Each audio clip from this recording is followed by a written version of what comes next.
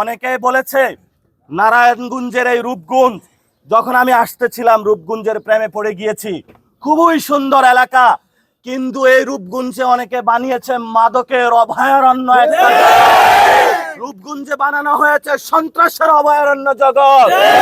রূপগঞ্জে বানানো হয়েছে জমি দখল, ঘর দখল, মানুষের জায়গা জমিন দখলের একটি ভোগ পণ্য হিসেবে বানানো হয়েছে। এনসিপি যখন ইনশাআল্লাহ ক্ষমতায় আসবে, আমরা যখন রূপগঞ্জে কাজ করব, আপনাদের একটি ইঞ্চিও দখলবাজ দখল করতে পারবে না, এই প্রতিশ্রুতি দিয়ে গেলাম। আমরা রূপগঞ্জে মাদক মুক্ত করব ইনশাআল্লাহ। রূপগঞ্জে কোনো সন্ত্রাসী থাকতে পারবে না ইনশাআল্লাহ। এই যে আমাদের ভাইকে আজকে যারা হামলা করেছে, এরা সকল সন্ত্রাসী। এই সন্ত্রাসীদের আজকে রক্তের মিডিয়ার সামনে দেখাচ্ছি। মাননীয় স্বরাষ্ট্রমন্ত্রী, অনেক অত্যাচার আপনিও সহ্য করেছেন, এই রক্তের প্রশ্নের জবাব আপনার কাছে চাই। মাননীয় প্রধানমন্ত্রী তারেক রহমান, আপনার সাথে আমি যখন মিটিং করেছিলাম, আপনি আমাকে 7টা দফা পাঠিয়েছিলেন, বলেছিলেন আমি এই বাংলাদেশে পরিবর্তন করতে চাই। আমি ওই দফাগুলো দেখে হেসে দিয়েছিলাম। ওনার দ্বারা বাংলাদেশে পরিবর্তন সম্ভব নয়। পরিবর্তন তো আমার ভাইয়ের আজকে রক্ত কেন আমি জিজ্ঞাসা করতে চাই। আর কোন নেতা কর্মীর উপরে আপনারা যদি হামলা করেন, তাহলে আমরা রাজনৈতিকভাবে আপনাদের সামনে 5 তারিখে আপনাদের সাথে যে মিলেমিশে রাজনীতি, আমরা এই চুক্তি থেকে আল্লাহ হাফেজ জানিয়ে বেরিয়ে পড়ব। আমরা আমাদের পদ্ধতি জানি কিভাবে সন্ত্রাসীদেরকে শায়েস্তা করতে হবে। ইনশাআল্লাহ রূপগঞ্জের মানুষ শক্তি রাখবেন। আমাকে বলেছে আপনাকে মারতে পারে, আমি বলছি আমি ওইখানে যাব ইনশাআল্লাহ।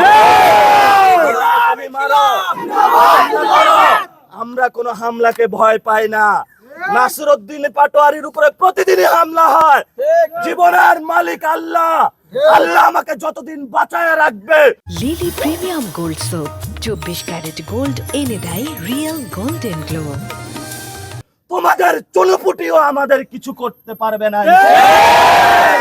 প্রিয় সাংবাদিক ভাইরা, আপনারা এই সব সন্ত্রাসীদের কার্যক্রমগুলা দেখাবেন, রূপগঞ্জকে সন্ত্রাস মুক্ত করবেন, মাদক মুক্ত করবেন, দখল মুক্ত করবেন। আমাদের গতকালকে অনেক ভাইয়ের উপরে হামলা হয়েছে, আজকেও হামলা হয়েছে। যদি রূপগঞ্জে আর আমার একটি ভাইয়ের উপরে আচর পড়ে, তাহলে আমি আজকে বলে গেলাম স্বরাষ্ট্রমন্ত্রীর মন্ত্রণালয়ে আমি ঘেরাও দিব, তাকে পাকড়াও করে জিজ্ঞাসা করব, হু আর ইউ, তুমি কিভাবে স্বরাষ্ট্রমন্ত্রী হয়েছো? মন্ত্রিত্বের সময়ে আমার ভাইয়ের রক্ত ঝরে তুমি বলো সংবিধানের কথা। কোন সংবিধান তোমাকে অধিকার দিয়েছে যে আমার ভাইকে হামলা করার জন্য? বাংলাদেশের সংবিধান আমাকে অধিকার দিয়েছে কথা বলার জন্য, রাজনৈতিক প্রোগ্রাম করার জন্য।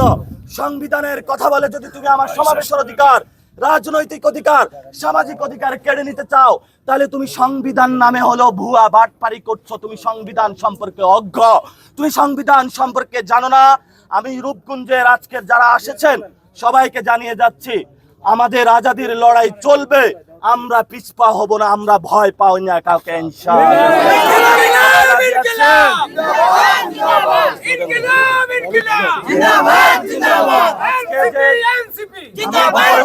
আজকে যে প্রোগ্রামটা ছিল, এটা একটা প্রোগ্রাম ছিল, এই সময় হলো বাঙালির ফলের মাস। কেউ আম খায়, জাম খায়, কাঁঠাল খায়, আমরা এলাকাবাসীকে নিয়ে একটু ফল টল খাবো, যাতে হলো এটা মিডিয়ার মাধ্যমে দেখানো হবে, বাংলাদেশের মানুষ জানবে আমরা যাতে ভবিষ্যতে ফল বিদেশে রপ্তানি করে স্বনির্ভর একটা বাংলাদেশ বানাইতে পারি। এই ফল উৎসবে হামলাটা আজকে কেন হলো? এই যে দেখেন রক্তাক্ত করা হলো, এটা হলো কাপুরুষী চিত্র। এই যে রাস্তায় দেখলাম একটা ছেলে ইট নিয়ে দাঁড়িয়ে আছে, পাটকেল নিয়ে দাঁড়িয়ে আছে, তোমাকে এগুলা বলেছে? একটু আগে নাকি রামদাও নিয়ে আসছে। এগুলা তো কোনো আসলে রাজনীতি না, এগুলা হলো ছাত্রলীগ, যুবলীগ, আওয়ামী লীগ করতো।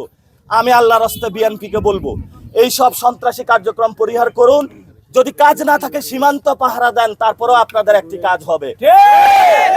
আপনারা ভালো থাকবেন, দোয়া করবেন। রূপগঞ্জের মাটি হবে এনসিপির ঘাটে ইনশাআল্লাহ। এই রক্তের উপরে দাঁড়িয়ে এনসিপি প্রতিষ্ঠা হবে রূপগঞ্জে।